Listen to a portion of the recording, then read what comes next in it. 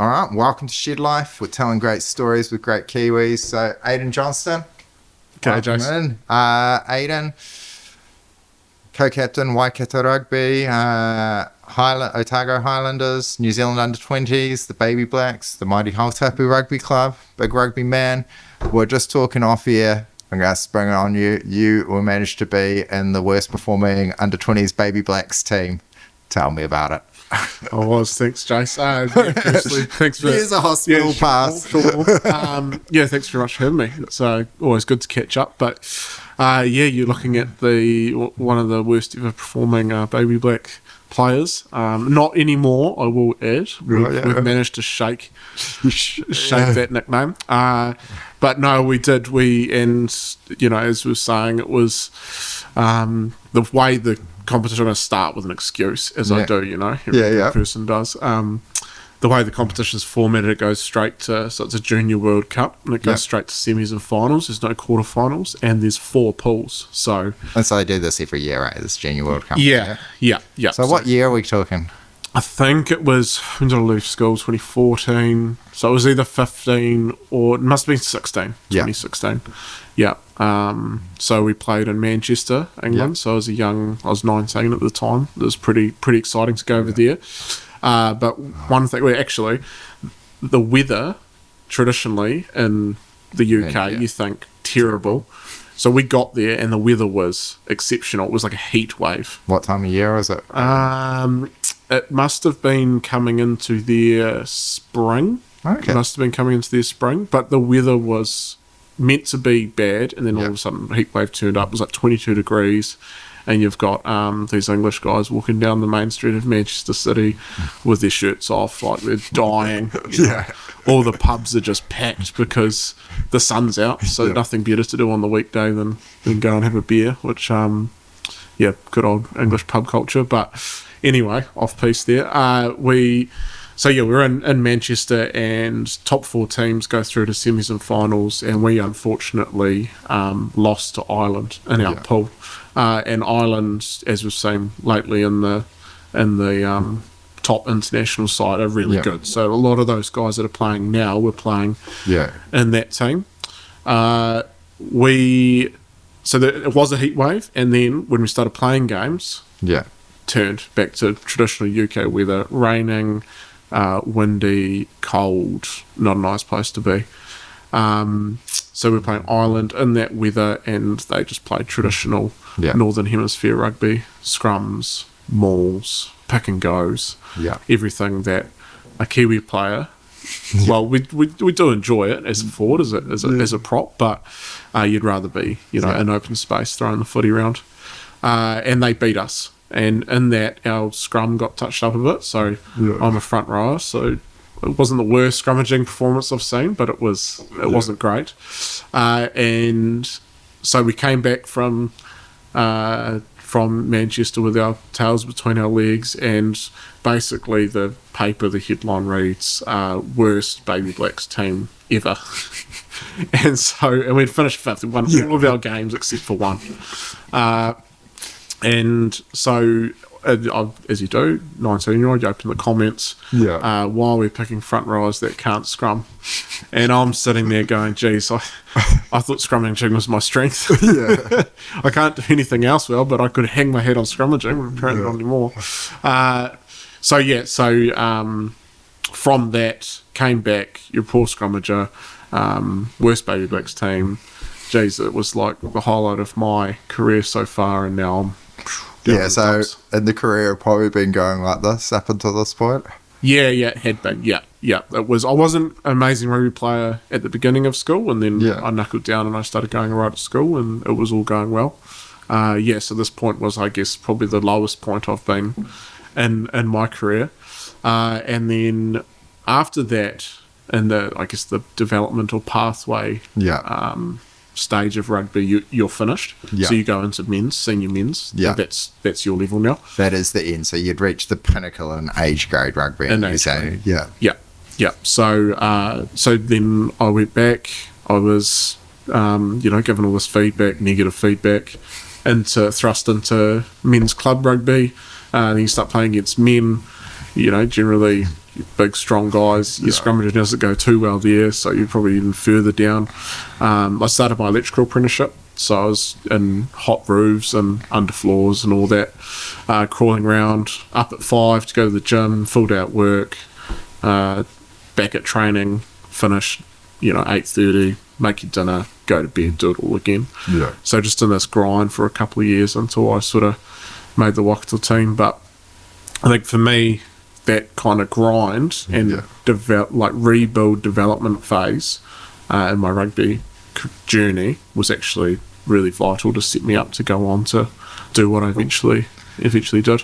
And how much did it? And we'll get through it. We've got time, plenty of time. But how did it affect the mindset? And did it give you like, shit, am I really going to do this? Can I keep going with it? Like the motivation to keep training and keep pulling it off. Like, did it really hurt the comments, or do you think, I can sort of brush it off? How was the coaching or anything else? Or is it sort of like the game finished and the team splits apart? Like, were you left to yourself, or like, how was it? As all good rugby teams at the end of season, there was a good end of season do. So, it wasn't a direct, right, see you later. But it is very much, once you finish a campaign, it's boom, chop it there, we're on to the next. All the players go back to the other teams. The coaches go back to their other teams, their other jobs. Yeah. And it's, radio silence, you're on to the next. But I guess, like, mentally myself, it was...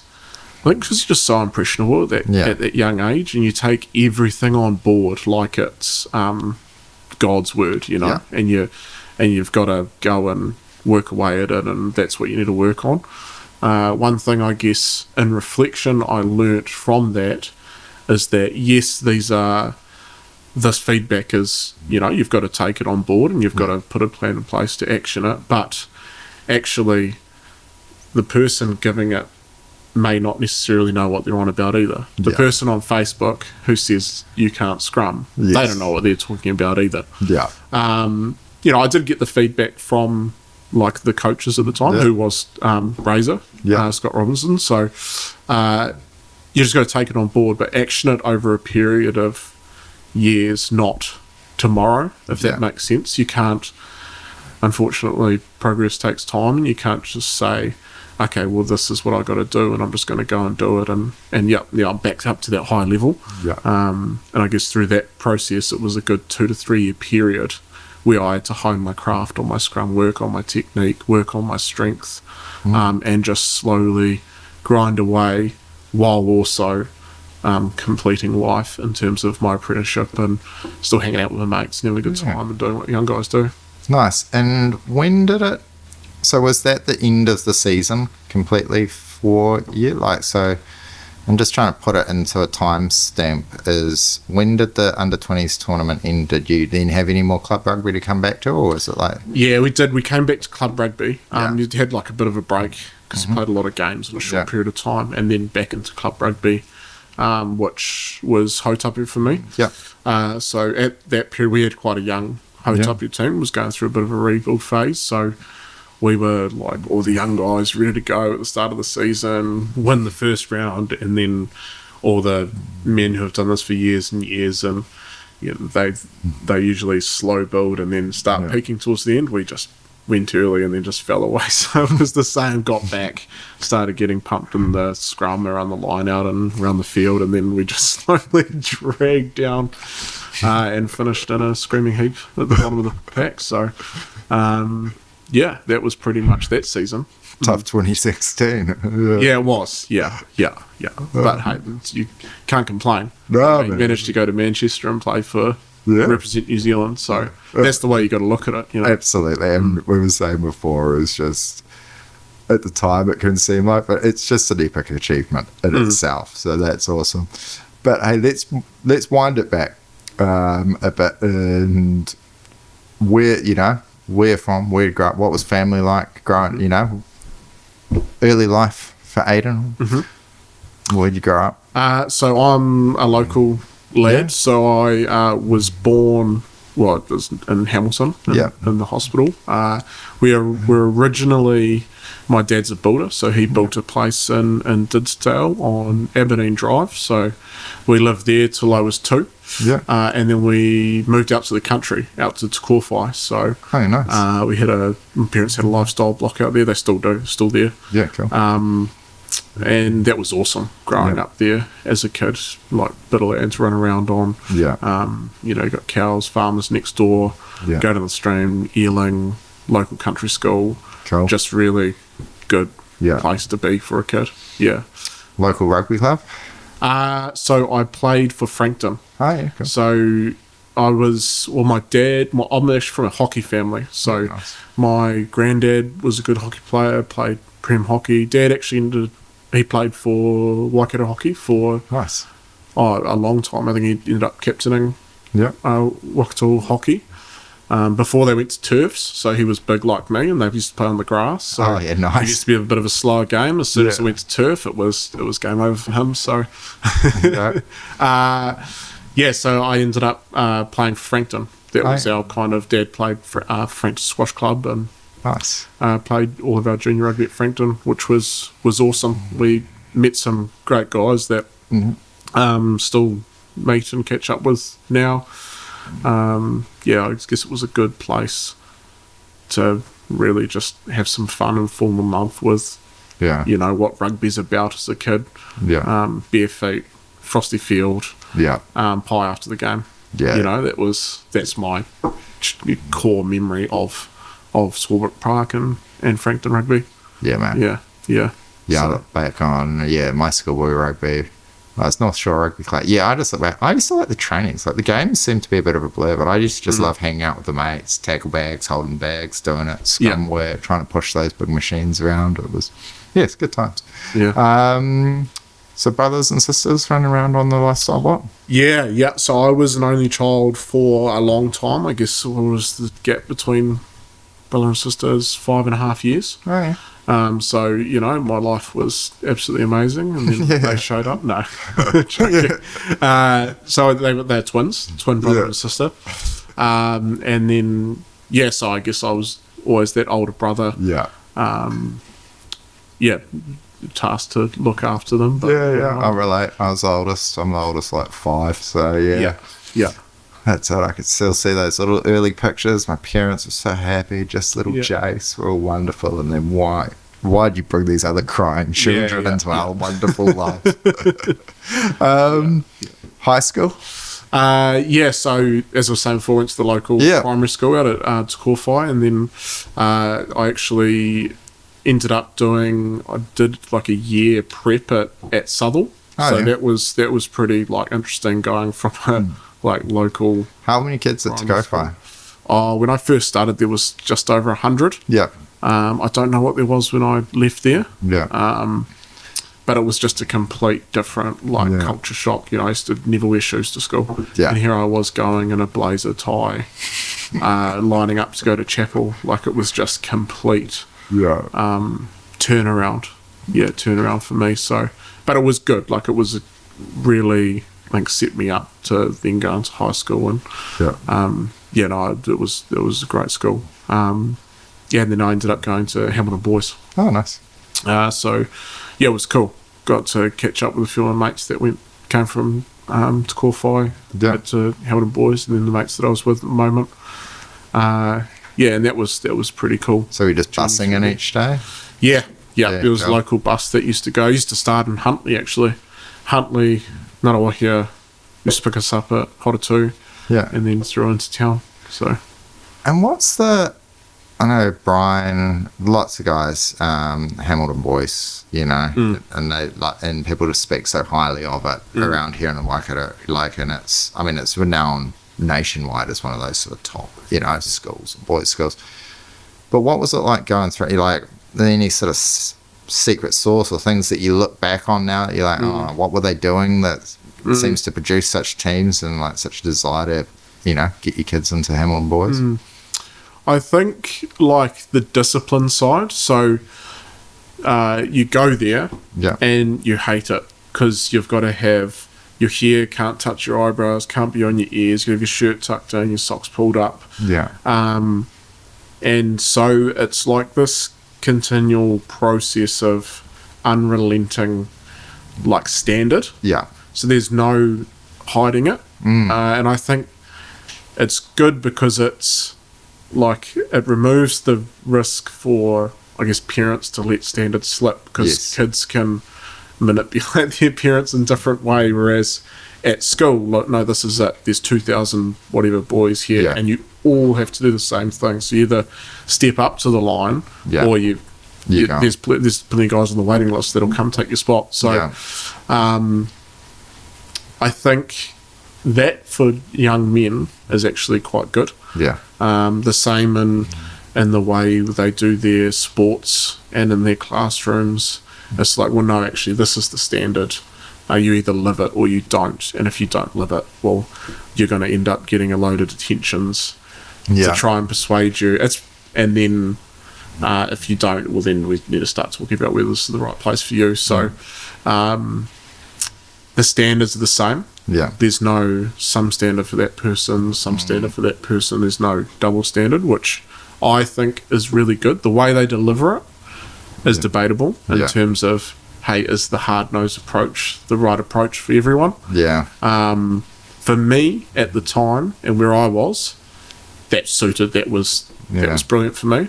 Where I am now, and the guys I've met through rugby, and the way I've had to craft my leadership to help grow other people, it's definitely not the right way for everyone. Yeah. So, I think it's a little bit harder at a school when you're dealing with 2,500 people. I think it's great that these are the standards, non-negotiables. There's different ways to craft greatness, I guess. Yeah. Yeah, it is. It's such a conundrum, the discipline. It's interesting. When I was at school, I went to Takapuna Grammar in the 90s. It was pretty liberal and pretty loose. And I was actually just having a chat with my old mate Ben, and you just got away with anything, like it was. And I realised that at the time it was lots of fun. And then I got really into Taekwondo later on. And my old instructor, John, just loved discipline. And Taekwondo is fundamentally just training you to be in the Korean military. It's like liner, uniform, snap straight, do this. And I just loved it. I thought it was cool and just immediately got through to it. But then I was chatting to Francis, and it's like, he was kicked out of his school at like 14 and had a year off. And then he went back to another school and made it. But it's so right if it works, the discipline, but you just, your sort of heart goes out, and that if someone's kicked it, or they don't make it at that point, 13, 14, 15, it's just such a, I don't have the answer for it, but it is just such that conundrum is you just don't want any of the boys, to go through, slip through the cracks. And I definitely lean towards discipline. I love discipline, not over the top, but just like, keep it tight, keep it square. This is what the rules are. Let's follow the rules. If you know the rules, it's so much easier to go and pull it back. And I think it's probably easier to teach us rather than too much on it. But it is interesting that obviously they do that, and they've just maintained this popularity. And then it just maintains this sporting culture and this other culture. But then what would you have seen when you're captaining teams and trying to lead other guys? What do you think? Is it the discipline that they haven't had, or that doesn't relate to them, or they've... I think it's the personal connection, the way you connect, like, the individual to not necessarily like the team, but the like ethos and the values of what you're trying to do. So, as I say, that's why it's really hard with lots of people to be able to like meet everyone, learn what makes them tick, and then craft like their connection piece, if that makes sense. As I say, you've got to be able to like realize if there are like yourself who's like or myself who's a like disciplined guy, right? This is the facts. This is what I expect. Anything less, and like I'm gonna you're gonna get in trouble. And then you've got to work out like who's a feel guy. How they're feeling. You give them space to talk. You like really include them in all the plans and make sure they're feeling good about it. And then like that's how they get connected. Whether they other guys just need to be like Like they just need to see everything happening. They'll just stand in the back. They might be quite introverted, and then like they build trust that way, and you start bringing them in. So there's like so many different ways to skin a cat, and I'm not great at all of them. No. But then it's also understanding. Right, okay, I understand that guy now. He's perfect with so-and-so from our leadership group who I trust. Yeah. Like, how do I connect them, get them together? And then so you're like growing bits individually and you come under this one umbrella of like a team. And it's changed a bit. Now, you know, it used to be like, you're in this team now. You've got names in it. You owe the jersey something. You owe this like province something, which I'm like, yeah, like I was born here. Yeah. This is like, I love the strong arm. Like this is where I'm meant to be. Whereas we've got guys from Auckland now too. We've got guys from Wellington. We've got guys from the South Island. So they're what they're trying to achieve might look completely different to what you're trying to achieve. So it's, as I say, relating to them, connecting them to the journey, and then that's their connection piece as to why they would bleed for the jersey. Yeah. Yeah, so it's that's the way I look at it anyway. Is it's, you know, there's no one size fits all. It's just about trying to bring everyone into the understanding the same core values and ethos. Yeah. Yeah, interesting. Yeah, it certainly applies. It applies, you know, that applies in business. It applies in all, you know, different ways. Bringing it on. But let's back up the card a bit. So, Hamilton boys. So, you're playing Frankton Rugby. Were you killing it at the age grade? Were you like player of the day? You scoring all the tries, like kicking all the goals? Like, what's junior Ayden looking like? Is he just untouchable on the field? No. I used to look for contact. Yeah. I was always into it, but how do I say it without sounding like I was good at junior level because I was always big. Yeah. So they used to have these tournaments, which they've changed for Power Farming Cup now, which is great concept. But it used to be you're either under 45 or you're under 55 kg, and if you weren't under those, you just weren't. You're out. There's no place for you. So Power Farming's changed that, so now they've got up to under 60, and then there's no open grade, so it's more inclusive, which is cool. So I think I was 10 years old and I couldn't make it under 55 kg. Yeah. You know? And then you've got guys who are going on 13 and they're under 45. So, I was running over kids, basically. Like I was just an early developer, and that's how it sort of was. Frankton, we used was it age group? So when was your birthday? What month? 24th October. Was my birthday. Yep. Yeah, okay. Because I just noticed there's this catch-22 often in sport. You've got to have an age cut-off, you know, and it's often 1st of January, but then there's a big difference between a kid born on the 10th of January comparative to the 27th of December. You can get this whole year in between. But I'm not sure if that was it, or you just, No, I was just fat. I just enjoyed the food. Those first 5.5 years, all the games were coming on. Well, I was saying before, his favourite thing was a pie after the game. So, so that was my junior rugby, and then into high school. Yeah. You know, that's a big period. 13, 14, a big period of change. So now other guys were growing the same size. I went to a school with 2,000 kids in it. Yeah. Holy, there's some big boys around. So, I wasn't that great, to be fair, like at rugby and in those first instances.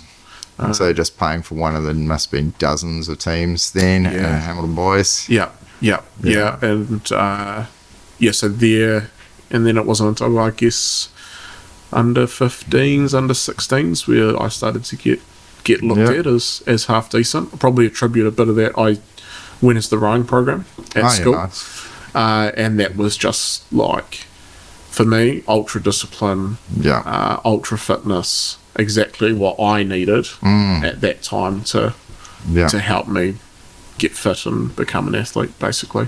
And how many years did you do rowing for? I only did rowing for 2 seasons.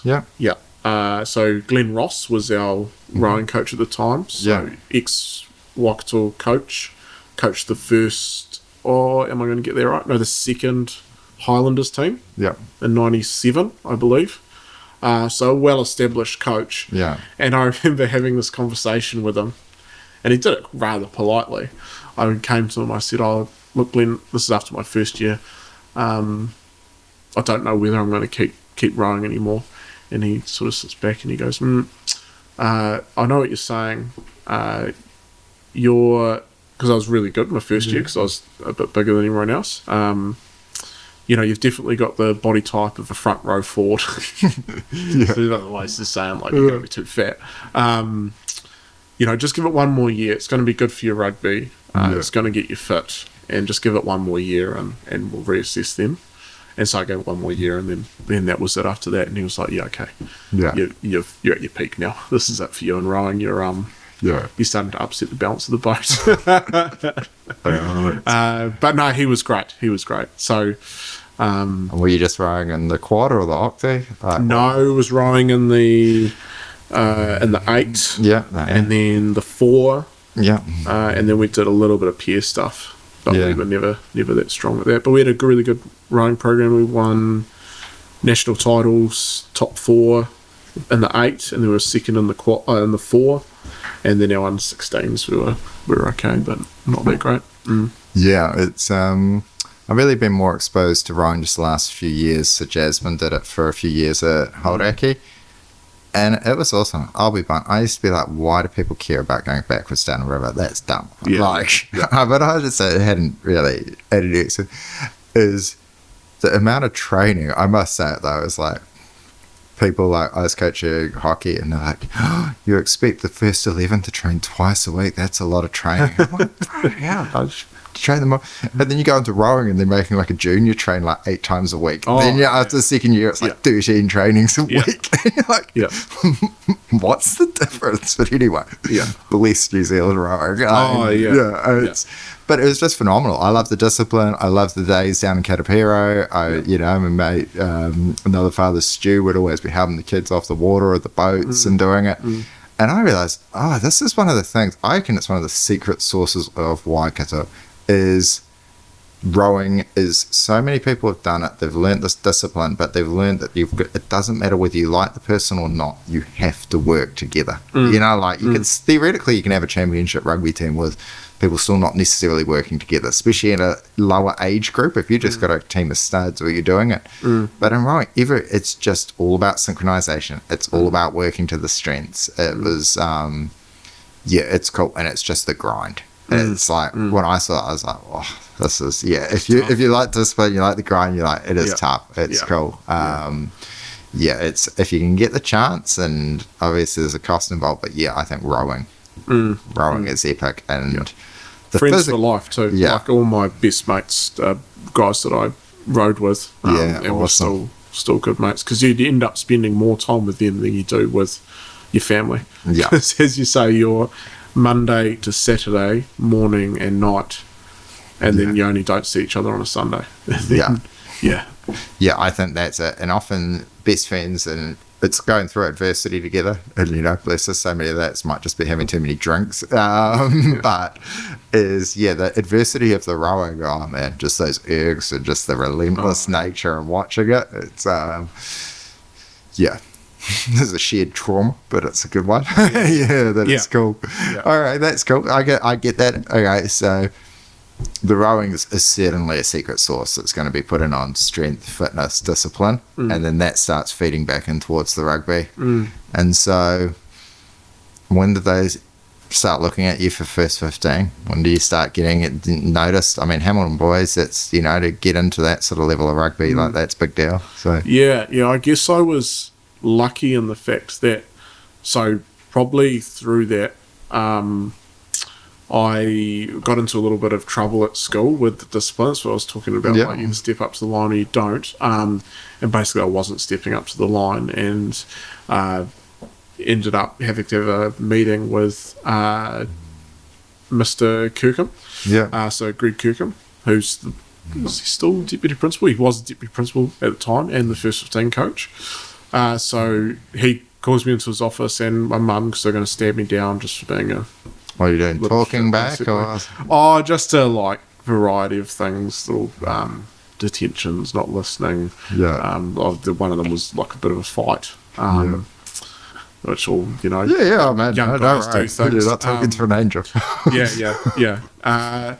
And he basically said to me, at the time I was probably not hanging out with the best crowd, so I was like doing all these things in the rowing, and it's probably the rowing and my best mates. Yeah. They helped me because they were there. So I was hanging out with this friend group, getting me in trouble. He said, I see who you're hanging out with, you need to change your mates, and then your behaviour will change. At the crux of it, basically. Yeah.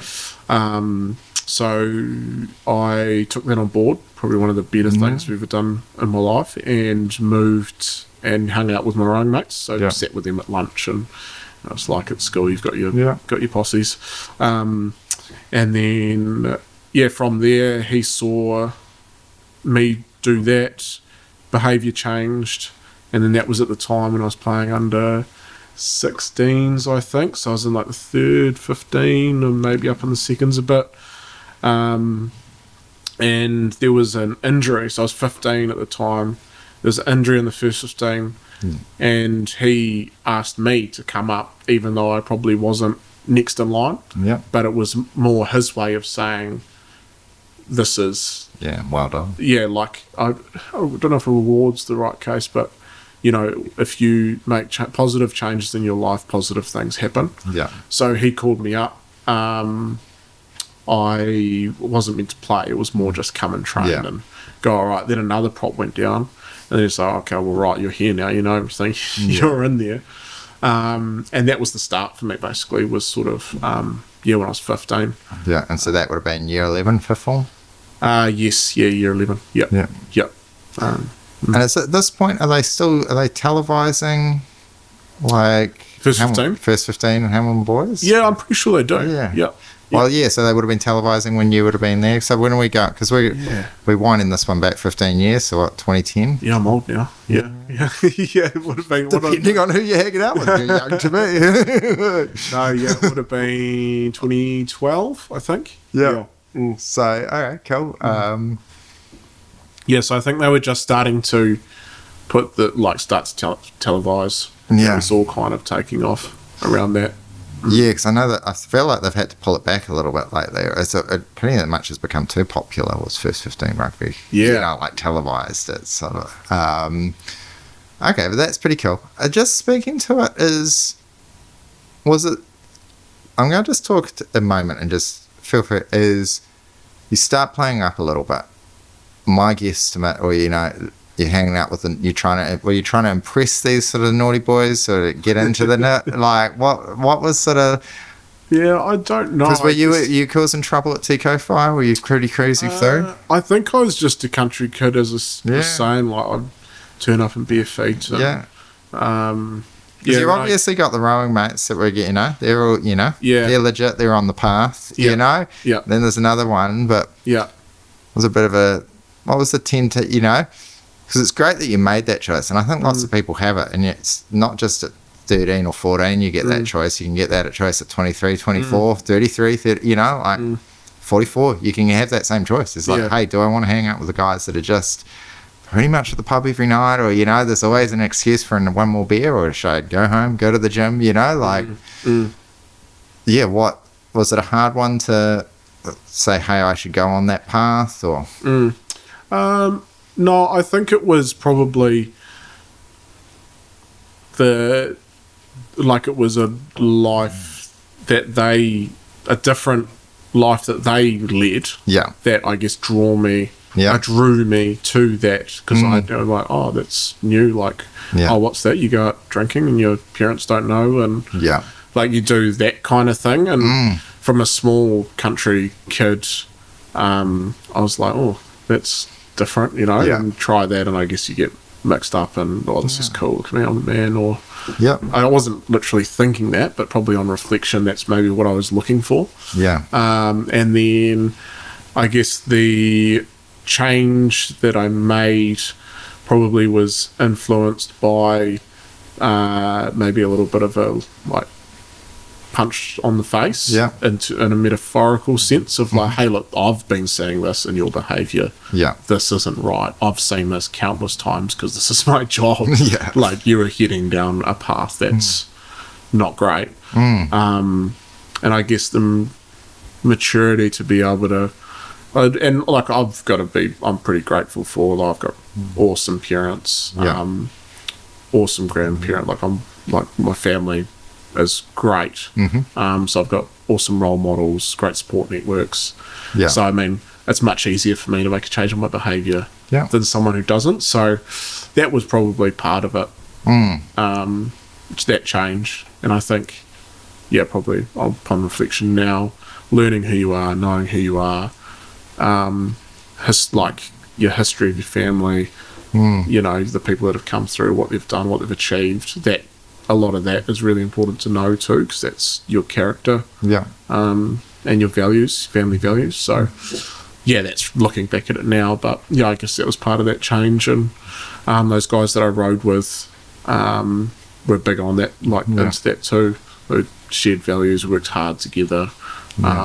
So it was, you know, at least I had somewhere to go. Oh, well, we're back. We had some technical difficulties. We kept talking, but they weren't recording. So under 20s, we're pretty much back to where that story was, I suppose. So the Jock Hobbs, Canterbury, they take you out and you get selected for the Baby Blacks in there. Yeah. We talked through that. Is there anything else to add to that journey that we didn't cover off in the first few minutes? No, not really. I guess it was in that time again, when you leave high school, like, it's another period of change. Yeah, so just talk to me. So what did you choose to do once you left high school? What were the options in front of you? I started my electrical apprenticeship. So I don't know if I said, but my dad is a builder. Yeah. And he always swore black and blue in the face, like, do not be a builder. Yeah. It's Why does he say that? He said the ownership of all the tools, all the gear, you're the main contractor, anything like fails, it's back on the main contractor's head. Yeah. It was all like about just all the processes and everything. It's like, just turn up with your cable, put some wires in the walls and walk away. That was what he used to say. Yeah, I get it. I can see it. Yeah, obviously there's more to it than that, but in a way he's right. Like, it's the overheads are way less. You know, you're working, well, if you're not, so he's not plumbing, like, it's generally so you're crawling in roofs and floors, like, it's generally a lot less gear that you got to bring to sites and put in. But no, that's what I ended up doing. That also, he was the builder in the family. If I was going to do a building apprenticeship, would be under him. Yeah. And I wasn't doing that. So, so I ended up doing, my Sparky apprenticeship. I got that through Hotapu Club. They're great like that. They just connected me with Mike Shaw out in Cambridge. Just me and him would roll around in the van and go and turn lights on. Nice. Is he still out there doing it? Yeah, he is. Yeah. No, he's great. He's good too. Like, he's very fussy. Yeah, nice. So it was a good place to learn from, because you're working direct with the business owner. Yeah. It's his name literally on the company, on the van. So, he knows he's a hard ass. So, you know, he'd tell me when I mucked up and put me straight. So it was good for learning. Cool. So, and would he normally have an apprentice? Because it's, you know, one-man band, it's a pretty big commitment to then take on the apprentice. Is he normally running that, or is it? No, he did have an apprentice, and then the apprentice left. I think he ended up moving to Aussie or something. Yeah. And then he was just by himself for a bit. Yeah. Probably got lonely in the van, so decided to get someone else. It's a lot easier to have two. That's for Absolutely. Sure. Yeah, that's for sure. So. Two on site's often the equivalent of three. You know, like, you got someone to hold it, someone to fetch it, someone to do it. Yeah. And with the added bonus of me is that he gained another builder to get work from, because obviously my old man had his own business. So that's what he tells me anyway. Is, I already got you, so I can get the work from your old man. Was your old man good?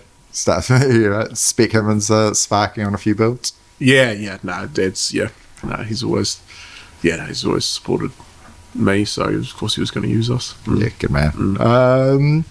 Cool. So you're doing the Sparky works. Yeah, I mean, as you said, you're waking up early, going to the gym, doing full day on tools. I suppose in terms of being on the tools, bless them, we love all our Sparky mates. But it's hardly concreting or scaffolding or something. So, it's not that, but, still full day on the tools, and then playing, right, and then training, and so straight from school into Hautap. Out there. Yeah, I can't speak to how tough it is for, or not just rugby players, but people who are really trying to make it sporting-wise and then have to continue their careers as well. Yeah.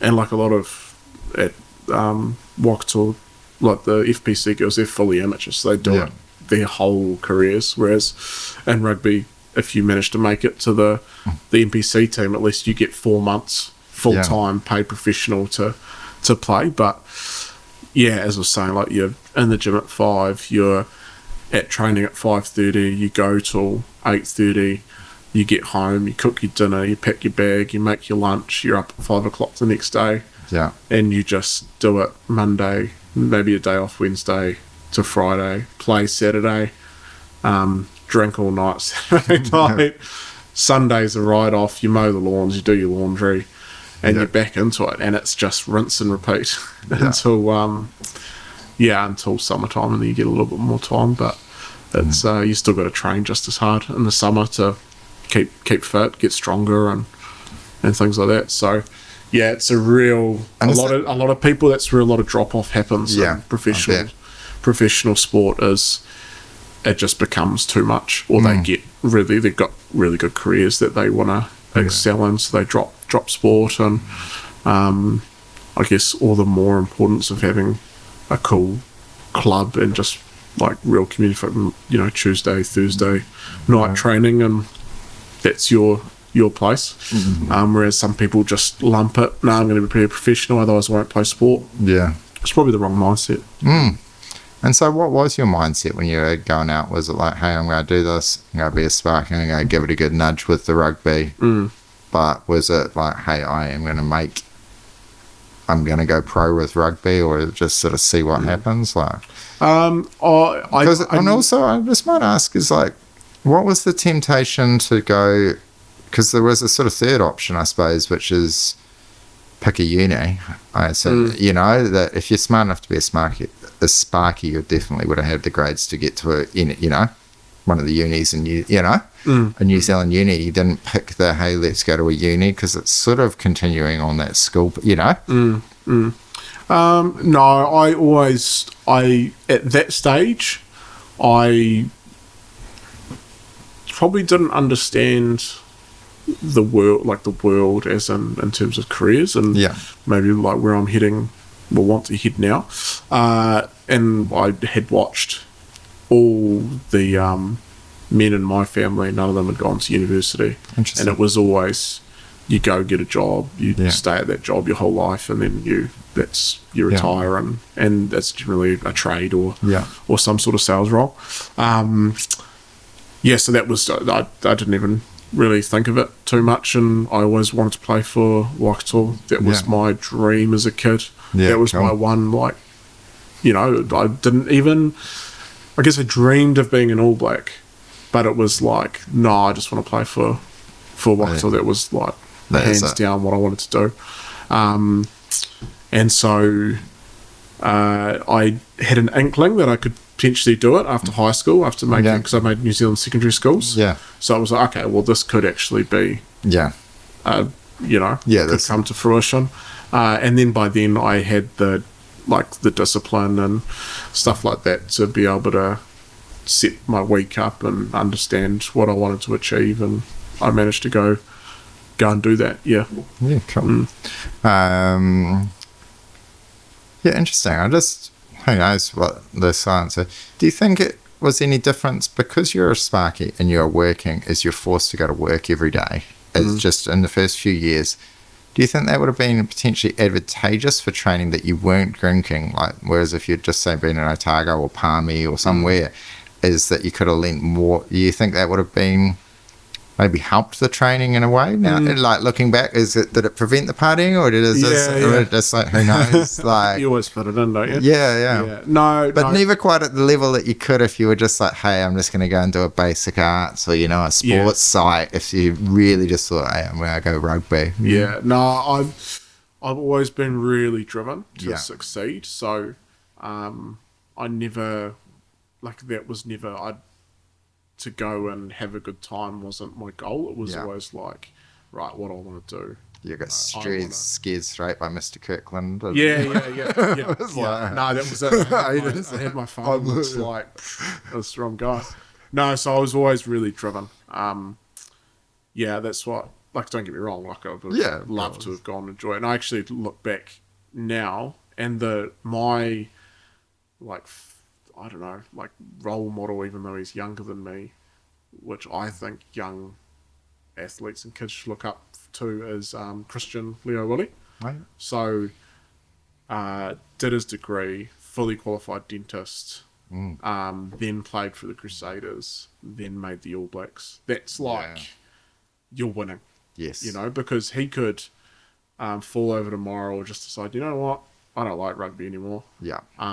And then he's got something to fall back on and probably do better in that than what he would rugby. And he's a great dude. He's a really good guy. So, that's like, and looking back at my mates that went to university, got awesome degrees, lawyers, so on, engineers. They're really set now, whereas I'm going through this transition phase. Yeah. But don't get me wrong, I wouldn't change anything about how I did anything. But I'm going through this massive transition phase in my life, retiring from rugby into new careers and so forth. Yeah.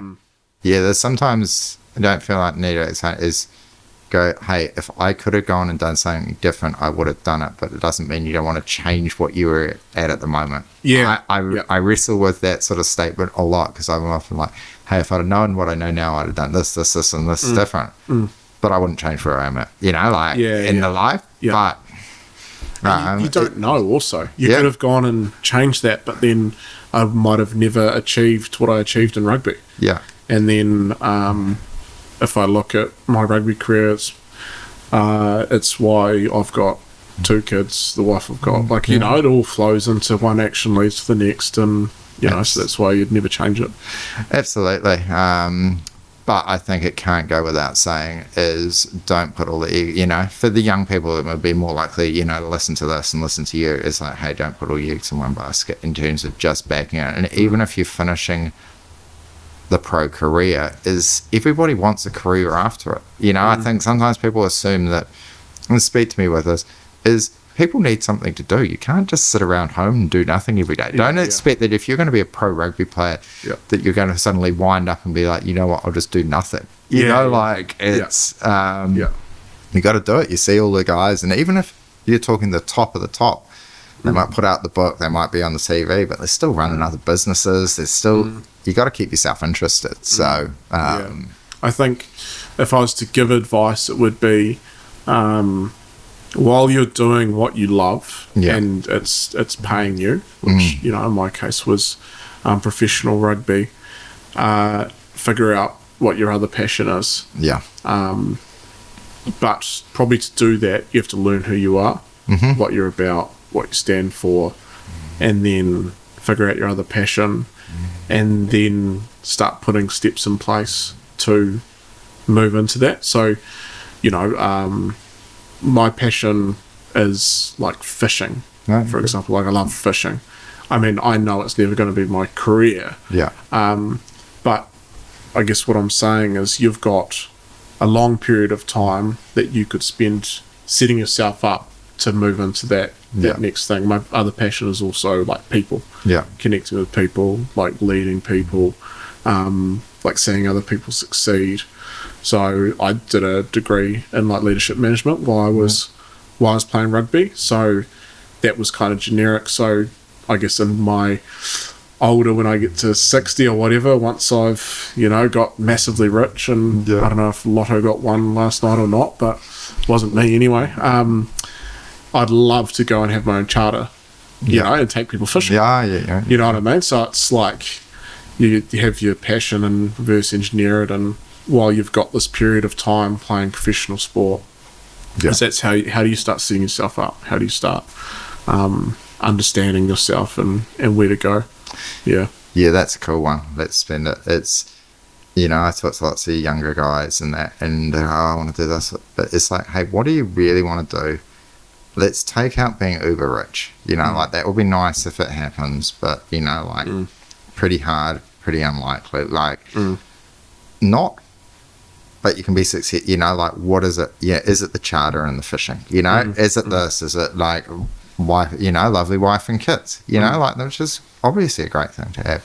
But it's like, what is going to put you in that position? Do you want to live in the country and do heaps of hunting? Do you want to live in the city and do art? Like, because there's certain then choices that you can make that'll lead you down one path or do the other. But if you've got some level of vision that would make you happy in the song, go, hey, if I'm 60 years old and I'm just looking for, I'm the current man, I've got this, I'm going to feel pretty good. The kid's done, life's happy, you can reverse engineer that. And that's, if you look at it, say 50 or 60, it's a lot easier to reverse engineer that over a period of a few decades, and it can make it then, I'm just going to be uber rich and retire. And you're like, cool, but not quite the reality of it. And all the dudes that I've actually met that have become uber rich, generally they love business so much that they're still sort of doing it anyway. Right. And so they never had retiring is the thing. So whenever I hear that, I'm like, ooh, you're missing a key point. So if you're thinking that I want to be uber rich and lazy and retire, it just doesn't really work.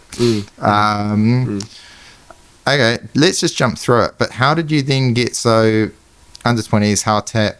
Did you make the Waikato Rugby team?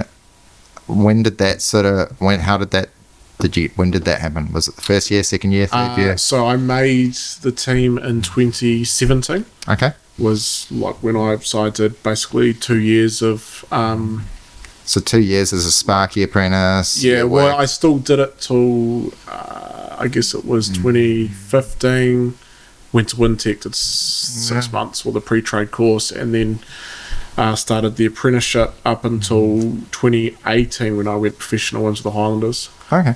So because the NPC is semi-professional, so you're only assembled 4 months of the year, and the rest of the time you're working. So I guess I got through in that, was it 2015 to 18 when I finished, was that 4 year gap? I got through about 3 years of my apprenticeship. So I finished my level 3 and then had started my level 4, but then because I went professional, so I didn't finish the full thing.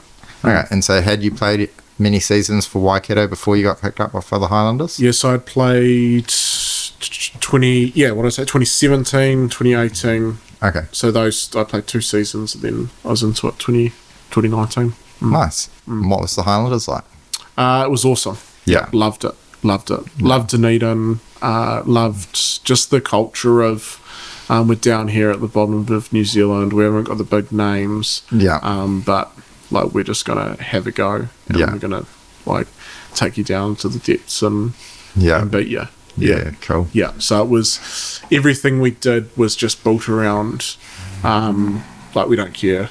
Like, we're just going to have a good old crack. Yeah. There's not the level of expectation on the Highlanders that's going to be on the Crusaders or the Blues or something. Externally, internally, you're still... you're aiming for it. You're still aiming, and then Dunedin was awesome, and the people were awesome because people would come from all over the country, and they'd turn up, and the world. We'd have internationals come, and they'd turn up to Dunedin and have no family, no one, and it's like, okay, this is your family now. Yeah. Partners would, get on really well.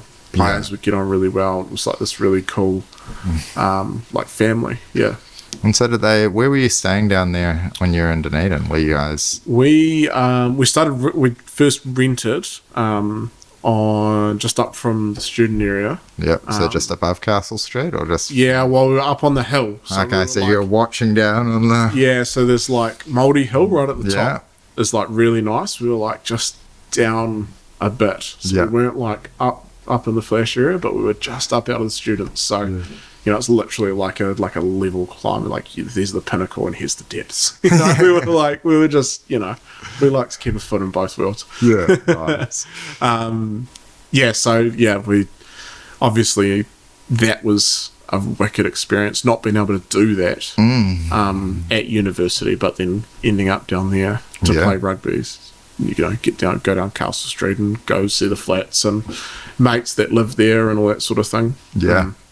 And what was it like then ending up, obviously, as semi-pro at Waikato, but in the pro scene in Highlanders? What was that like, you know, being another level of expectation and training?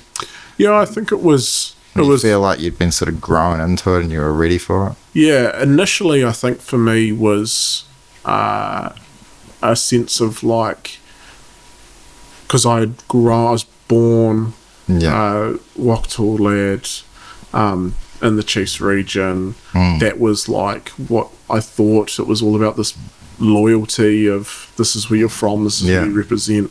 It's almost like your identity. And now I was down at the Highlanders, and this is I never pictured this. So initially it was kind of like, oh, this is different. But then as soon as you get in there, you get accepted into the group. Well, not that you have to be accepted, but like it's just like, welcome to the family. You're a Highlander now. Really open and cool, like from the top to the bottom. It's awesome. And then that becomes your family. It's the same thing with, like I was talking about with my leadership before, is just because you're born there doesn't mean that someone comes into your environment just loving the jersey as much as you do. So that was that process for me. I was on the other hand, it was like, okay, this is my connection. This is, we're in the trenches. I'll die for that guy because he's my best mate. Yeah. And that's why I love the Highlanders. You know, that's so that's, I fell in love with that sort of like the team ethos and values. And then when you're playing, it was just a whole nother level. You can't leave a space on defense because they've seen it and they're coming at it. Everyone watches all the games. They're finding the weak links, and it's just like, that is who we're going to target. So it's like there's nowhere to hide. And then I've never played international, but you know, I'd imagine, and from what I hear, international's that, but like on steroids. So that step of intensity was pretty cool, and ownership too from the coaches. It's like, no, you're at this level. It's like you either step up to the line or you fall away. Same at Boys High. And so, how did the opportunity present itself for the Highlanders? So we had a really good season for Waikato in 2018. John O'Gibbs had come back to coach us. He had assembled this really cool young team. We had Dwayne Sweeney, who's our coach now, come back from overseas, and he captained us. So they had lots of really good leaders. We ran for the Shield. We won the division we were in, so it was like the second division. We won that. Which meant we got promoted. So we had a lot of good, we had a good team which got some good results, which, you know, I was part of. So, you know, it was easier to play well when the team's going well. And got noticed, me and Josh Scott, who was the tight head prop at the time. And the Highlanders needed front rowers because they had a big exodus, like a natural sort of people move on. And basically the Chiefs were full. Highlanders rung up and were like, hey, don't come down. I was just like, of course, 100%. Get me off the tools, get me out of the roofs. Like, I'm down there, professional rugby player. What sort of, I think you said, like, you've trimmed down since you've stopped playing. At what point, like, because, you know, I do look at the Sparky, I got like Sparky mates, shout out to AE Electrical.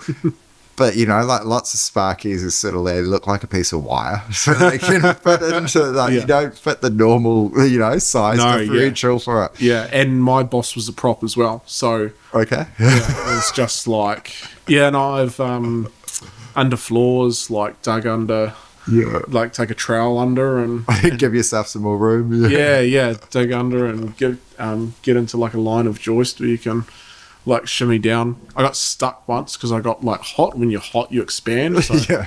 I was like trying to get under a beer and I thought I dug under enough and I got stuck and my boss came and pulled me out. So it was good. How long were you under there?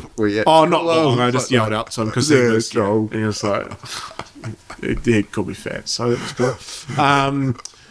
And then, roofs like tiny, shout out 70s houses. Yeah. Awesome roof cavities. Thanks for that. And the old bats and it was just nightmare. I'm definitely not built to do that, and but hey, you got to do what you got to do, and you find ways to solve problems, and it's amazing what a long stick, some tape, and a nail can do. No, awesome. And then, so in terms of the facilities, was there much of a step up in the facilities between Waikato and then the Highlanders, or was it pretty similar, like what you were used to? The facilities at the Highlanders are notoriously humble. Yep. So that was kind of part of it as well. As you go, like, don't get me wrong, it's very modern, it's good. Yeah. But we had a team room, which was great. Yep. That was cool, but it was literally like a team room. And then we had a shoe cupboard, was our changing room. So, it wasn't a shoe cupboard, I guess it was a storeroom, which would have been probably the size of this room. And we had 50 guys that had to get changed in and out of this room on the side of the gym. Okay. And in the showers, there was 3 showers, 50 guys. And then, this is in the pre-season, 50 guys, that trims down maybe 40 in a squad, or 38 or whatever it is. And then one of the showers is on the gym and like has this like see-through glass, and except for like this like shaded bit, so like see people walk down in the gym, you're like, hey, I'm just in a shower. So they've actually renovated. So I think what happened is literally the year I finished, they've renovated. So I never got to see the renovated. I have to go down actually and have a look, but so it is a lot better now. Nice. And then, so how many years were you with the Highlanders for? What did I do? The back 2019, 20, 21, 22, 20. Did I do 23? Yeah, 23. So 5 years. Nice. Yep. And what was it like? So it's predominantly just obviously Australia, you know, New Zealand, Australia. Was there any were the Japanese in the Super Rugby at that point?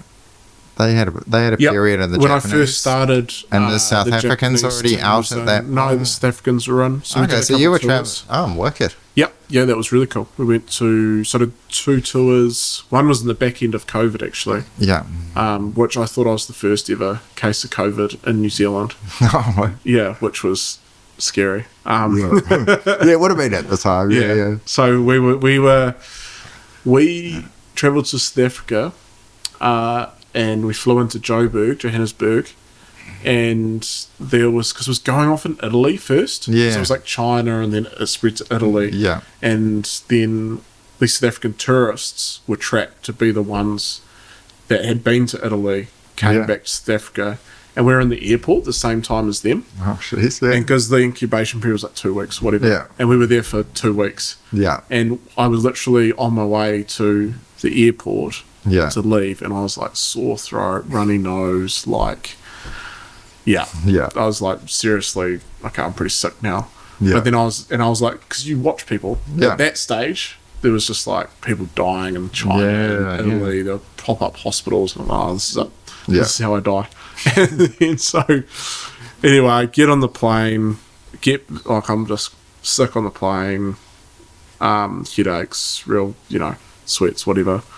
Get back to New Zealand, and I'm like, right, like, I've brought it in. Yeah. And so I end up ringing the doc. He's just like, that's not good. Hangs up. Next thing I know, there's someone coming to your house, they're going to do a test on you. All right, sweet, thanks. But hang up, ring up.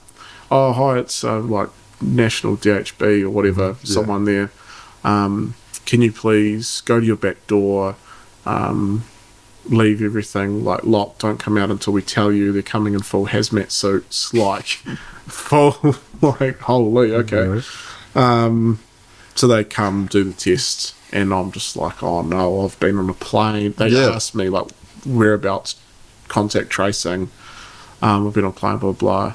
Ended up, I didn't have it, so it was all just like a big thing. I just had a cold, so it was worse than a cold. It was pretty bad, but so that was cool. yeah. Jeez. It's my joking story, but South Africa was awesome. I'd love to go back there too. Yeah, cool place. What was it like playing the South African teams? Like, what are their sort of crowds like, and their sort of ruthless? Yeah, they're just into you. Yeah. They call a spade a spade. They love when you're in their fortress. Yeah. We played at Ellis Park, which is really cool. Working. We played in Bloemfontein against the Bulls, which is really cool. Really hard to breathe there because you're up, I think, in Pretoria, 1,400 metres above sea level. So it's actually like a lot thinner. Thinner air, difficult to breathe. Ball just flies. Yeah. Not that I ever kick it, but so. I'll watch it. So no, it was pretty cool. Cool experience, just to see just the disparity in wealth. Yeah, it's crazy too. Like people just, you fly in and you look over, and it's just like shanties, tin shacks, and then you land and there's like the Rolex shop. You get out and there's flash Mercedes, BMWs, so on, and then you walk past and there's people with like missing arms and legs begging on the street. You roll into this big like walled complex that looks like Italy, and it's got casinos, fountains, restaurants, guys on the back of Ford Rangers with machine gun nests at the top of these walls, just to like stop people. And this is more like a suburb or like a mall? No, this is... so we stayed there. So it's like got a hotel off it. It's like a gated complex of... Yeah. Just, wow. Yeah, it's it's crazy. Africa's just a whole another beast. Yeah. Yeah, no, I've never been. I think... Yeah, lately I think in New Zealand, sometimes we get so caught up in the negative that we forget how good and it is, Not perfect, but, it's like, man... Yeah, you hear that and you're like, wow. Yeah. No, it's crazy. And we had a security guard, and I won't say his name, but awesome guy, great guy, but he used to work in the South African SAS. Oh, yeah. And I remember asking him, I was like, oh, did you ever do any tours or anything in the South African SAS? And he's just like, what for? And I'm like, what do you mean? It's just like, mate, it's all here. We've got it. The worst of the worst is right here. Like, we don't need to go nowhere. So that was kind of like, well, okay. And he said, like, people will just, like, it's easier to steal your stuff when you're dead. So they'll just come up, shoot you, take your stuff, move on. There's just no thought about, like, human life. It's just... just lost that. Yeah, that must be tough in a society when you lose that innate, what's the word? I don't know, dignity of human life. I think we certainly have it here. I mean, like, that's probably a generalization in the fact that like everyone's like that. Oh, not everyone, it's only a very but slim that's few. If a chunk of people are even thinking that, just what that will do to everybody else's mindset, like knowing that that's out there, like walls, machine guns, dang. Well, that's buzzy. Sorry, it's gone. No, it's interesting. I love it. It's last week or so of doing this, I've had more interesting stories that I never thought I would get. So that's cool. Otago to Africa. What are the Aussies like? You go over and what was it just the travel toll did it take? Like, how much did it take out of you having to travel all the way around to play rugby like that? It was hard. I mean, like, it's not as hard as pouring concrete and Yeah, all that sort of exactly. stuff. I mean, it's just pretty sweet. But when you're dealing with professional sport and you're in the 1% of what you do, every 0.5% counts. So travelling from Dunedin to because it wasn't an international airport, so when you went overseas, it was like Dunedin, Auckland, Sydney, Johannesburg, wherever you went, because that was the international airport. So, or Are you guys business Dunedin, or economy Auckland, class? for the long haul, Yeah. you get to go business if you're lucky enough. Yeah. Because obviously the whole team, there's not enough business seats. So, So if you were named in the starting team or you were going to play, you'd probably get the business, so they'd look after you, which was pretty cool. Otherwise, you're just in the back. So I mean, like traveling from Dunedin, having to go to that extra flight used to be a little bit of a disadvantage. But I used to love the travel. It's something I always wanted to do, and it allowed me to see the world. Yeah. Did you guys? Did you get to keep the frequent flyers on all those? Like all the airpoints. Yeah. Yeah, mate. Yeah. So that was cool. I've still got some, which Work it. Yeah. Cool. And then, what were the sort of highlights of just being playing? And like it is the dream. 5 years Super Rugby. So what were some of the cool things that you got to do in that? Like what stands out to you? I don't know. Probably the South Africa tours.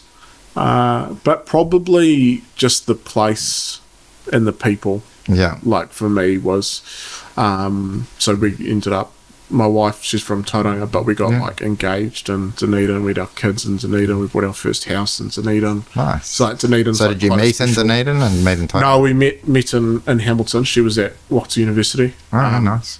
Yeah, and then we. And she followed you down. Yeah. Nice. Good on her. Yeah. So. And then the people, we've got mates around the world that we're always, going to be really good mates because of our shared connection down there. Yeah. And I think that's probably a metaphor for life in general, You can do all the things, you can see all the sights, but really what makes life important is those people and those connections you make along the way. So that's probably more so, looking back and reflecting. Yeah. Is understanding that I might not have achieved All Black status, but what I did was still awesome. But really it doesn't actually matter. It's all about the people and the cool stuff we did along the way. I think that's quite an epic sort of way to look at it. And if you can do your 20s right, do your 30s right, do your 40s, but it's how are you going out? Are you getting to have some adventures? You're doing your craft, you're making new friends, and you're setting yourself up for how do I set myself up for at that point? Because nothing's guaranteed, It's we only think everybody gets to live a long life because we don't, when someone passes, we mourn them but then they're gone. And so we're only surrounded by people that are alive.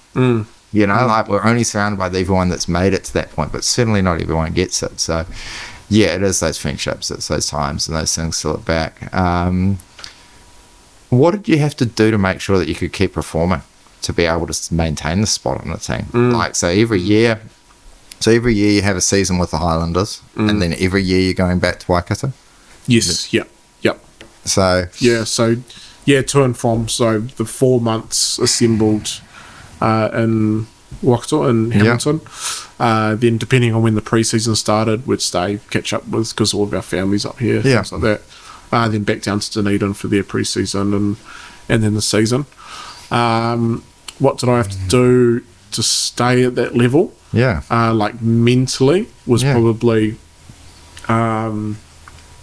I guess not the hard, it is hard. Not everyone can do it, but it's the level you can go to. If I look at some of the top level All Blacks that achieve 100 games, that is no accident. No. Those guys are just beyond my comprehension of professional habits, driven beyond sacrifices they make. I'd look at, I've seeing what some of them do, and I'm just like, well, actually, there's a reason I didn't do that, because I just couldn't do it. Yeah. Who would stand out that you've played, been alongside that you've seen that?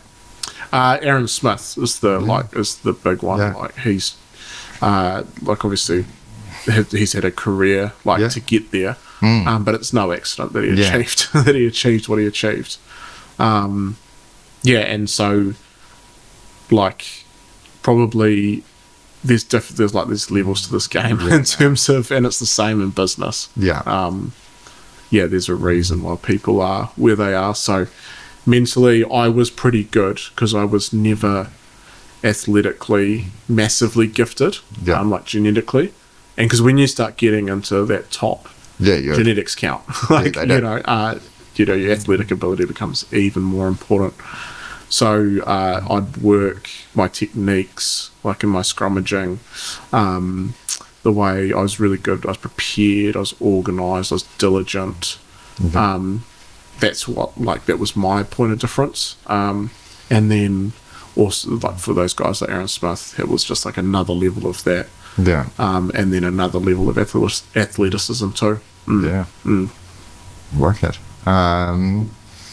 Then, see, for the 2023 back at Waikato, any lessons that you learned, any lessons learned down there that you think, wow, you should share that? Say Aaron Smith, if you could pick one or two things that he's doing, what do you think that he was pulling out? Was it the mental game, the physical, the discipline, It was everything, really. Competitiveness, competitiveness, ability to ability to continually go. It's he did it for how many years, and just absolutely nailed it. And he could probably come back from Japan and play for the All Blacks, it's so professionally, that's just we you just have to go to that place if that's what you want to do. And cool. And so final season 2023 with the Highlanders, and then 2024. So my career, I guess, was plagued with concussions. Really. So I've had 7 or 8, but quite long term ones. So 9 months, 7 months, 4 months, so on. And progressively would get longer. So I think I ended 23 with a concussion. Did I come up to play into the NPC season? Did I play 24 Highlanders? I can't remember. It's all just probably the concussions. But it was around that. I don't know the exact year, but I finished the season and then came up. I came up to NPC and got my last concussion that I've had. That's all sort of lingered on. Even to now. So I guess it's been a journey of play, get quite a long, decent injury, have to repair myself, and then with concussion, there's all the, it's not necessarily just physical, it's the mental.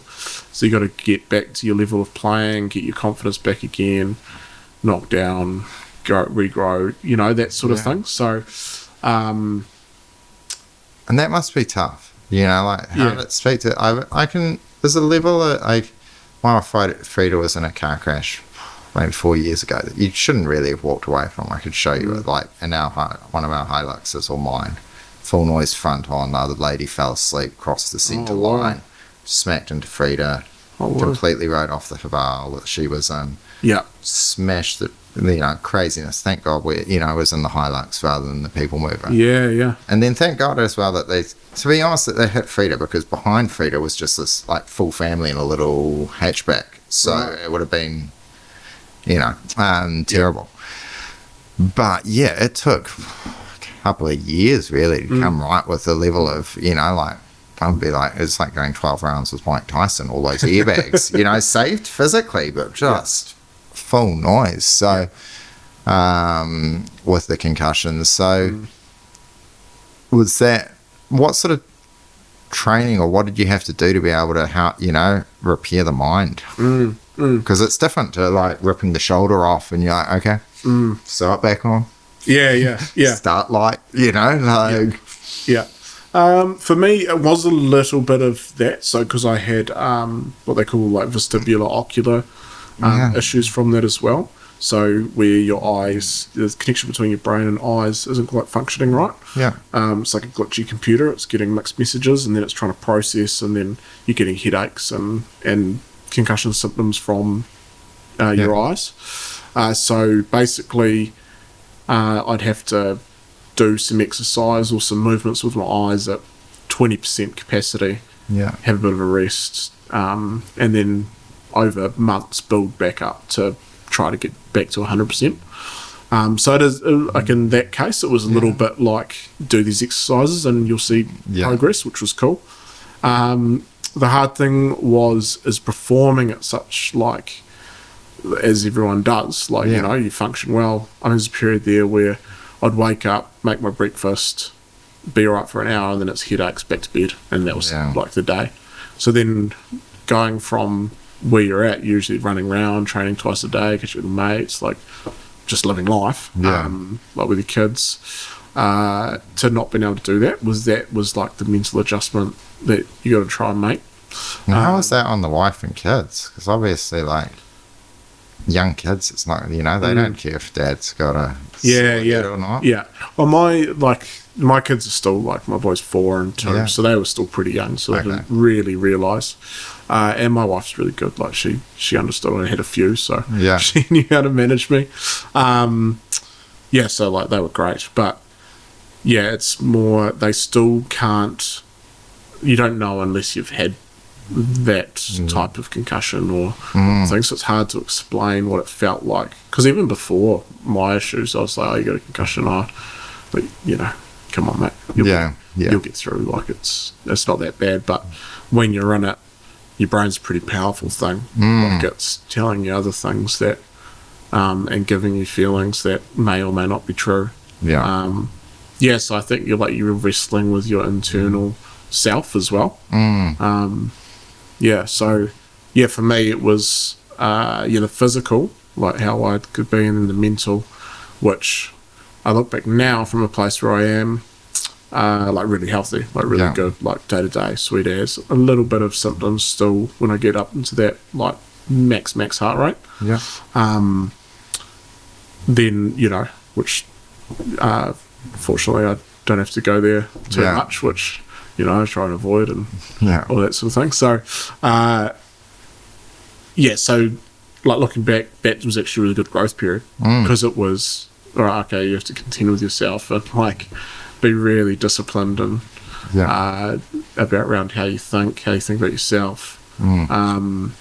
Goal setting, like okay, I'm actually just going to do half an hour of this, and then I'm going to go to bed and then have a brain break for 20 minutes, and then I'm going to come back and do this, and then I get to the end of the day and I'm like, oh, actually look at all I achieved. And it's literally like not much, like got up, made your breakfast, did this, did that, but then that's positive reinforcement, so then that's good for like your recovery as well. So there's all like, it's very unique, very different. And you obviously see stuff in the media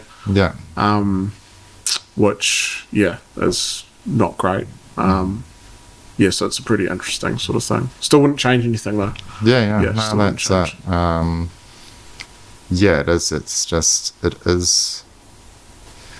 I think that I love it. I love like it is. I've done not to the same level, but obviously, but boxing, rugby, all these things. So I wouldn't change it. I think, and Joe Rogan says it all the time. It's like he loves the UFC, like fighting, contact sports, but free to hit it in a,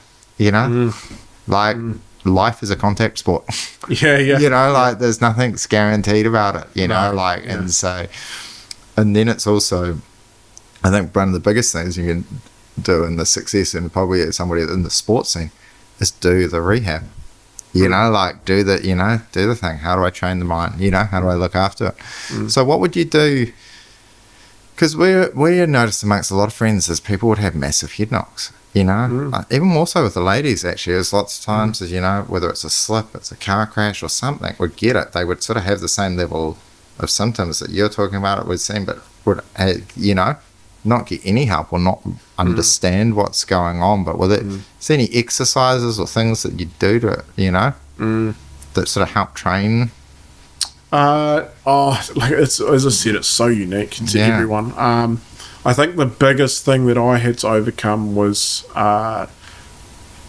like yourself and your expectation, and just giving yourself like time and space to heal. Yeah. So not having the expectation that you'll go and today's going to be a good day. Like you have that mindset. Yeah. But it's just like, oh, okay, I got a headache. That's my brain telling me that it's not doing that good, Yeah. That's what I'd say to myself is like, oh yeah, I had a knock. My brain's still hurt. Yeah. I just need to give it some time to heal.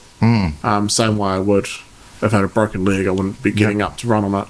Yeah. And just be like, that's okay. Yeah. Like it'll get better.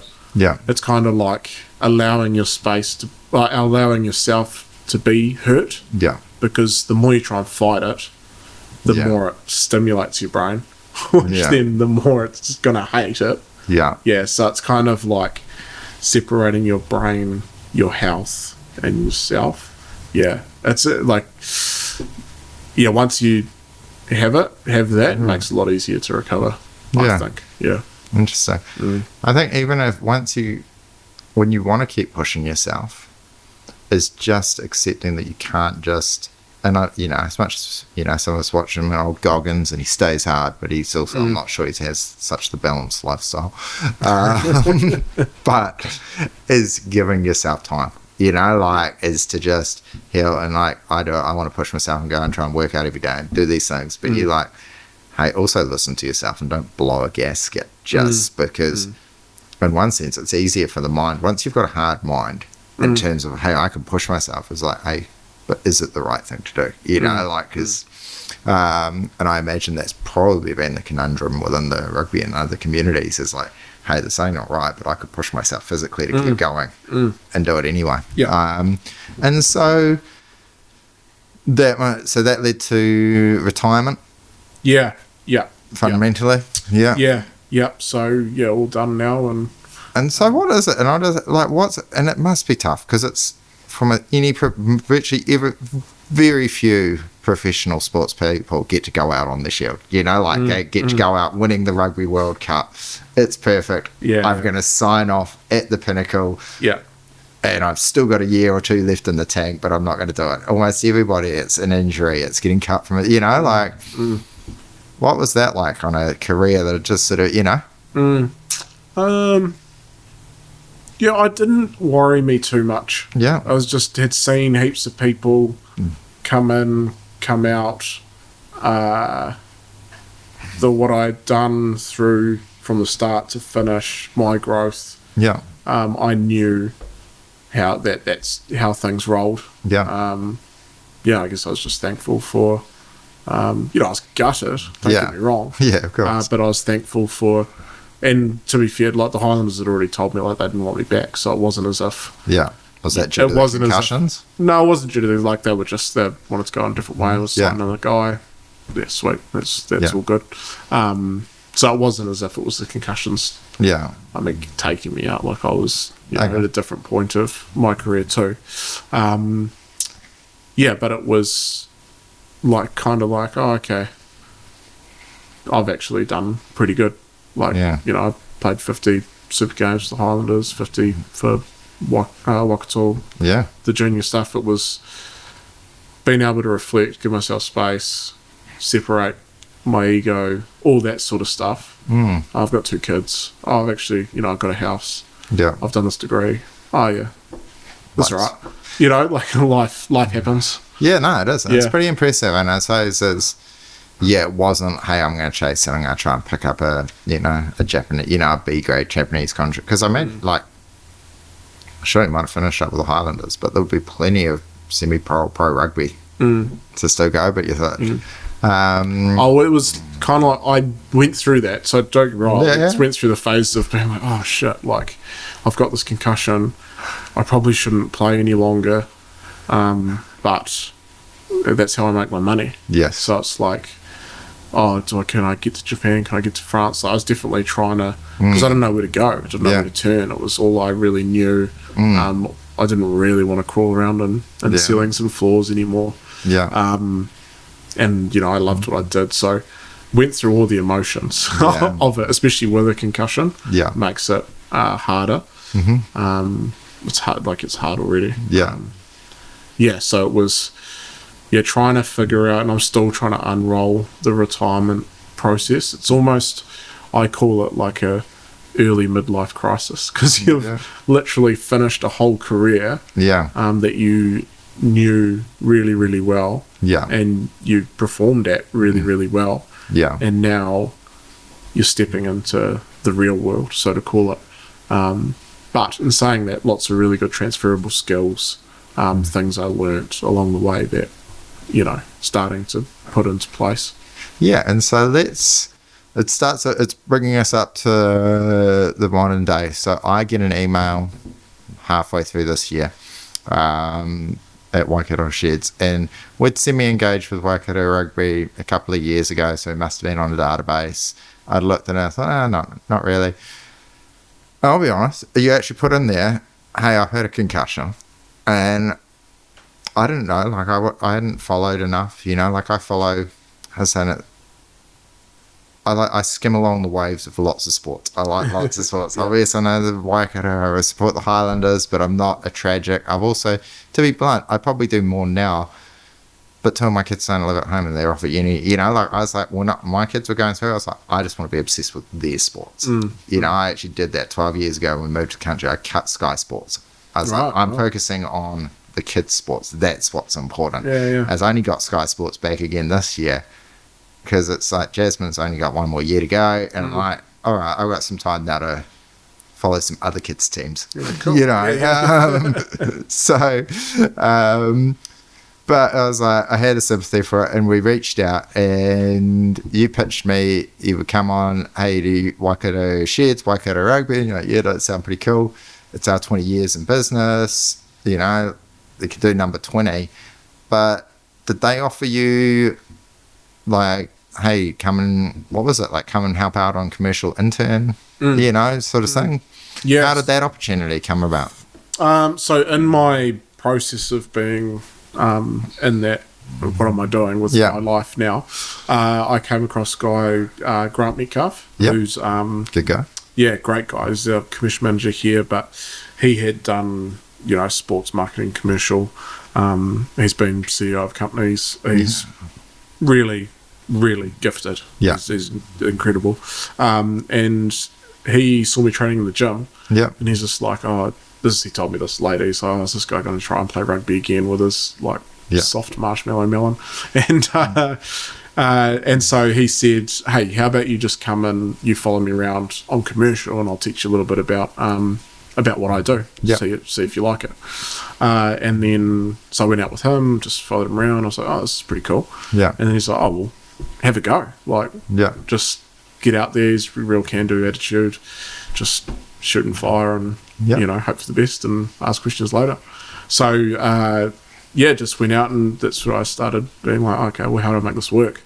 And just followed my nose, really. And they were great. Like Amy Marfell, who's our CEO, she's like massive. She came from sport, Waikato, so she really gets the community, the development space. And she's like, well, if we can have a guy come from our or girl, like we've had some of the FBC girls intern before as well, come through our space, gain knowledge and have a career from what we can offer them, then awesome. Like, that's what we're about. She was has been really like positive about my involvement. And what are we seeing? I'm gonna skim some highlights. It was great. We came on sponsors. It was great. We won the Ranfurly Shield. We lost the Ranfurly Shield. It was cool. I got to meet the man. Quickly. But it was cool for rugby in New Zealand, I think. It was. It was so cool. And it's actually back down in Otago. Good on them for taking off Canterbury. I think the whole country was like, ugh. It was so cool. It was, so good on you boys. But yeah, we have had lots of fun with it. It's cool. But what are you looking for? Like, let's just talk. I was with KJ. We're talking about the future of rugby in New Zealand, and I'm just, very on the sidelines of it all. But I think I'm actually over on the Hauraki Plains and say Thames Valley and the Swamp Foxes do good. There's a real passion towards the heritage. There's a passion towards where people are from and the thing. But what are you guys seeing in terms of the stats? Are people engaging with it more? Is it the end? Is the NPC coming back next year?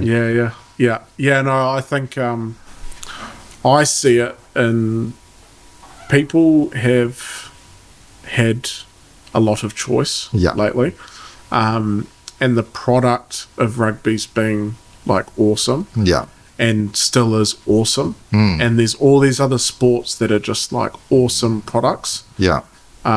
Everyone's competing for everyone's time, like marketing businesses, marketing sport, social influencers. Like, it's just, there's so much noise out there of really good quality content. Yeah. What I think is happening is people are making connections with where they're from and where they are in the real world. Yes. So I think we've got a generation of kids now that have grown up with technology. Yeah. And like, that's just second nature to them.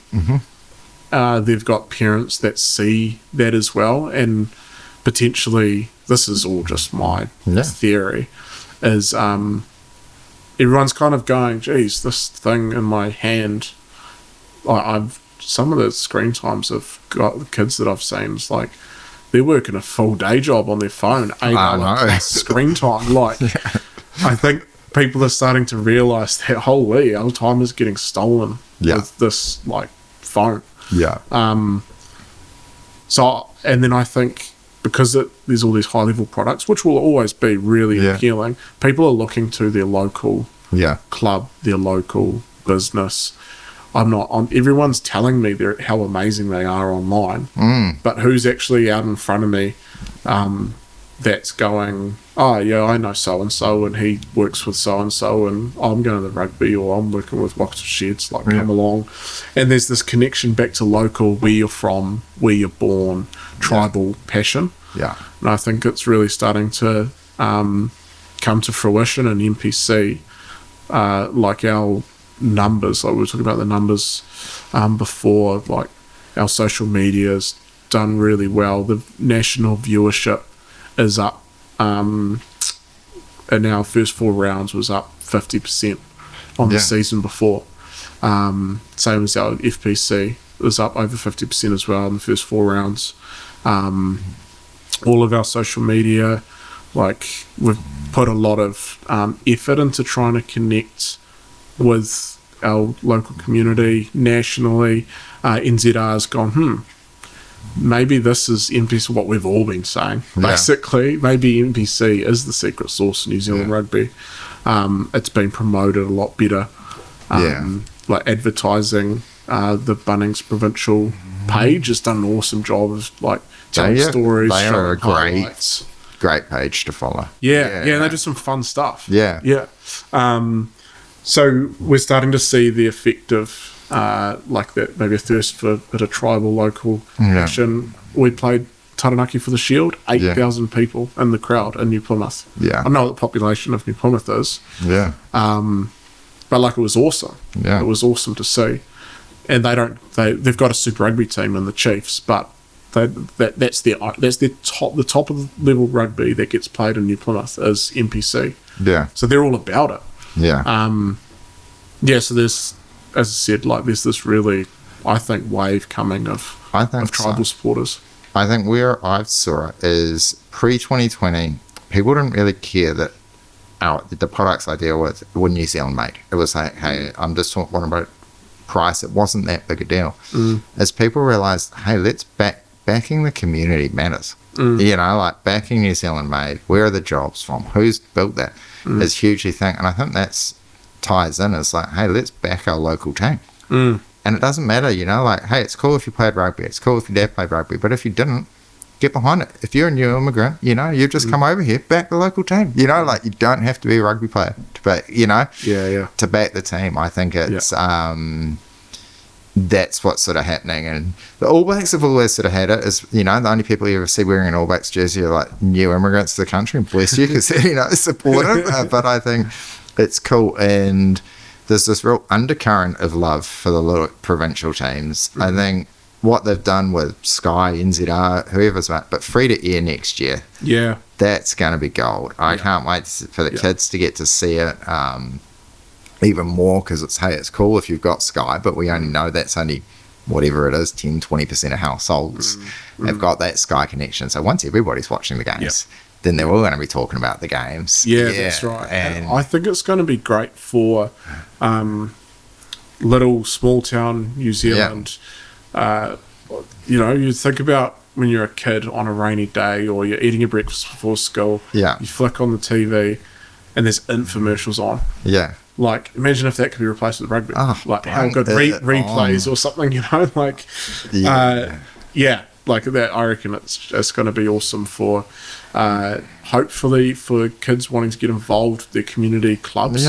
Because that's what's missing. I know, looking back on my life, and this is all personal, like, in terms of what I learned, is being able to lean back on, like, your traditional values, your community, in terms of my family, friends. That's what gets you through those hard times. So what were clubs traditionally for? Why do you think there's so many community halls that just underutilised now?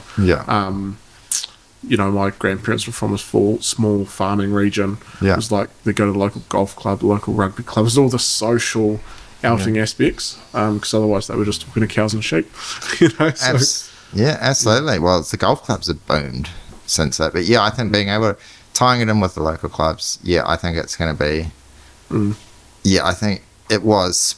I'm only saying it outside. It seemed to be relegated so far down. The Bunnings NPC or who this might, you know, the NPC, but I think it's I think it's a crown jewel, and that is. I don't see why they do it right. It shouldn't be like the NRL. It couldn't be. It should be an international product. Like, why not? Why not get the Japanese supporting and picking a team? Like, it's like everyone seems to support an English football team. You know, like, why not support, you know, probably the greatest domestic rugby competition in the world.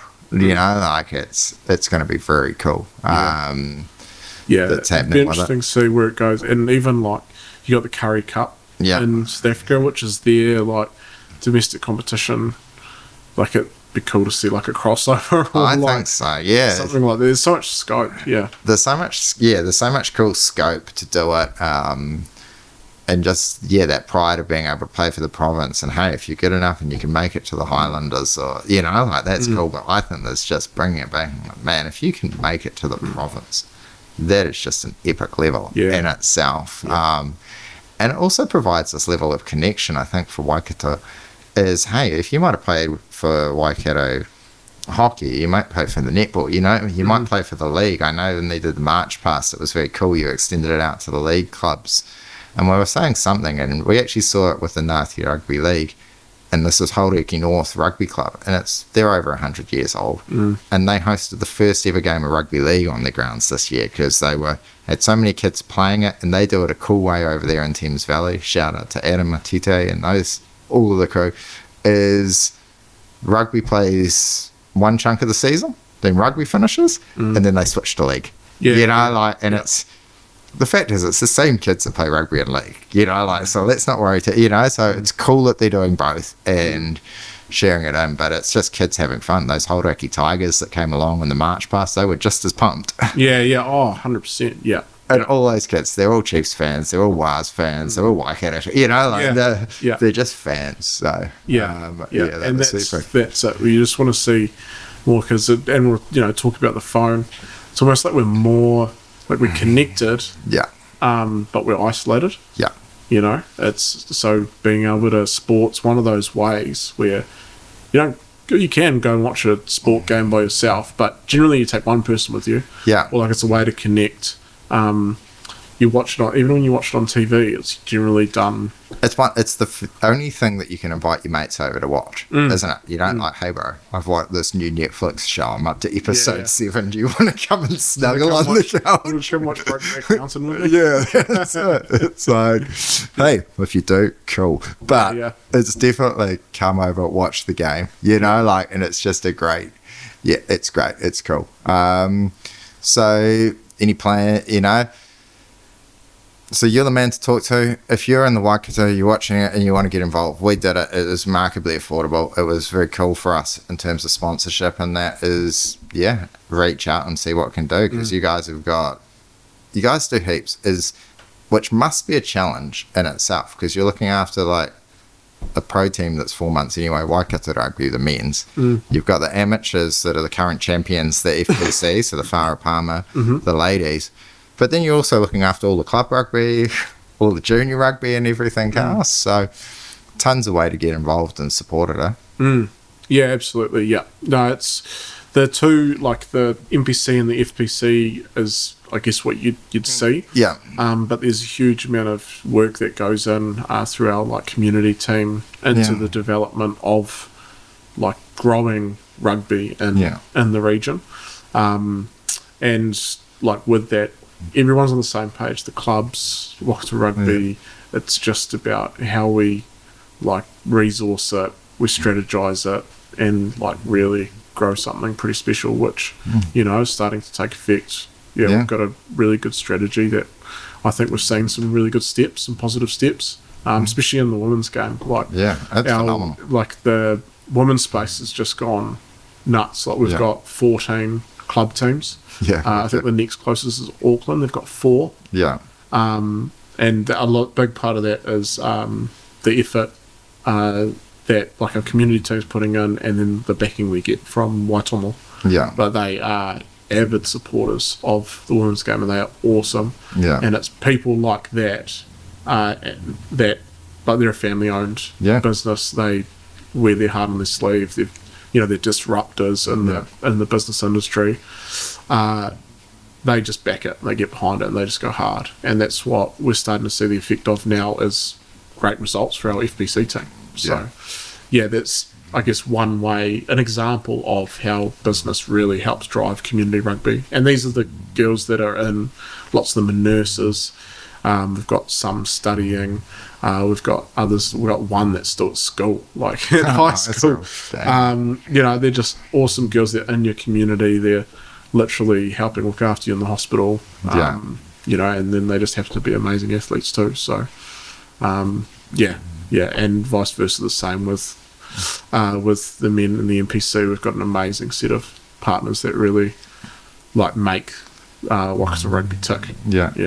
And out of the team, like Waikato Rugby, how many of them are going to be guys that have been playing Super Rugby, maybe have like come over and maybe playing overseas, and how many are just coming up through the club grades? Like, is it a 50-50 in the squad, or is it a 20-30? We're probably, I don't know how to say it, I guess like a victim of our own success. I was going to say, it might apply more in Waikato, because you got 5, you only got 5 super teams, and you got 14, 18, I don't know, NPC teams a lot more. So you might have, I suppose like, might be skewed here in Canterbury and Auckland and less in... I mean like a victim of our success in terms of the fact that we actually, I think it was when I look back at not this year's team, but last year's team, by the end of the year we had 30 players that played Super Rugby that following season. So if you're a club player trying to break into the scene, and you've got 30 Super Rugby players above you, it starts to become really hard, and that like I guess like line in gets blocked. We're probably like Ross Filippo's leaving this season, so like as all things come to a natural conclusion, and like shout out Floss, like he is the man, and he's a phenomenal coach, and we love him, wish him all the best for Japan. But who's he going to Japan? Kintetsu Liners, so they've picked up a good one there. be great if you took me with them, but anyway, that's a different conversation. But Sabbatical. yeah. But no, so and then there's so there's going to be a lot of change there, so it's going to be interesting to see how that process plays out. Exciting, I think, exciting times. Awesome. Well, should we wrap it up there? Yeah, it's been a good chat, man. Yeah. Oh, thank you, Ayden. No, It's thank you been very a much. pleasure. Pleasure's all mine. Awesome. Cheers.